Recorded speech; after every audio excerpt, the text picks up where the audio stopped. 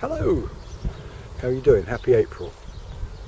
I thought I'd do a little experiment based on a thought process that I was having just looking at the compost. As you know, I'm in love with compost. We've mowed the grass, so that's gone on the top of there, just a little bit more to go and then we can think about planting that out. But it just occurred to me, I wonder how much it takes to actually make a cubic metre of compost. Giving you an idea, started digging this out. There's about half a cubic metre there, I guess, and that's the produce of 3 years ago. So what I've done, I've put in this 5 litre container, as you can see here, this one. This is grass cuttings. I've crammed them in as tight as I can. And we know grass cuttings rot down a lot, they go down to almost nothing. And in this one, I've put horse manure. So it's just pure horse manure in there.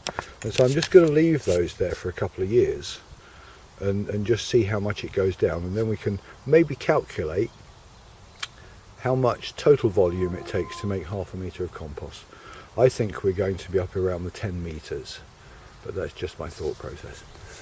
So I'm talking about the last experiment. You may remember that I put this over the top of a strawberry just a couple of weeks ago, just to kind of give it a head start. And look at that, flowers on the strawberries. So it just goes to show a little bit of extra greenhouse, a little bit of extra warmth, and anything can happen. Now we had a really nasty storm the other day, blew lots of things over. Look at this garlic, changing the subject entirely. The thickness of that stem. That's going to be some amazing stuff in there, you know. Look back on a previous video when I built that and you'll see what's underneath it.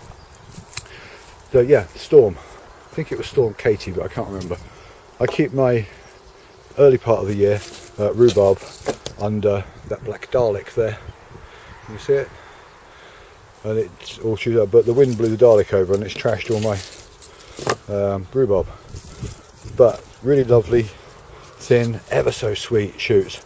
So not as big as I would have hoped, but I'm just going to take those home, and that'll be a little tiny crumble. And the only other thing is we've now got everything out ready. That's broad beans that I planted a few weeks ago, you'll remember. They're coming up nicely.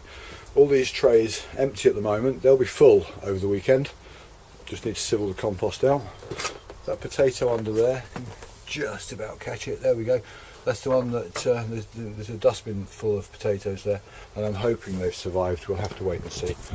But you may remember back on the 3rd of March, I planted radish, and they're all shooting there. I planted spinach, and they're all coming up. That should be in a couple of weeks' time. And a random sunflower. Oh, look at that. Okay. But nothing on the bottom of them yet. But I've put them out to out of the greenhouse, and they'll hopefully start to bulb up. And there's the parsley that's still doing pretty well. Oregano is all coming in back now, which is nice. And I'm not sure if you can actually see that. That is a tayberry, and that's got some flowers coming on that. And that's just sitting in a pot. Friend Val gave me a couple last year, and